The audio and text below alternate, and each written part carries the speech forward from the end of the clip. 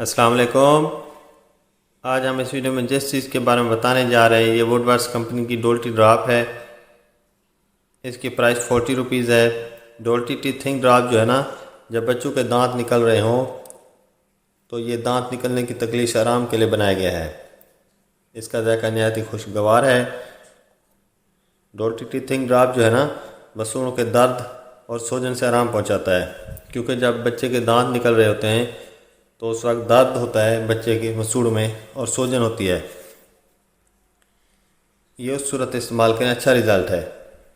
इसके अलावा जो है ना, जब बच्चे के दांत निकल रहे होते हैं तो बच्चे की राल बहती रहती है। ये बच्चों की राल बहने में भी कमी लाता है।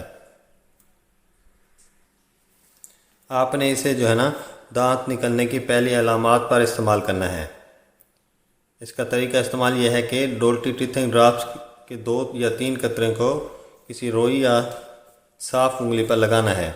उसके बाद जो है ना, इस ड्रॉप को जो है ना, इस उंगली या रोई को जो है ना, नरमी से बच्चे के मसूड़ों पर लगाना है और यही अमल दिन में 2 से 3 मरतबा करना है। उम्मीद करते हैं आपको हमारी वीडियो पसंद आई होगी।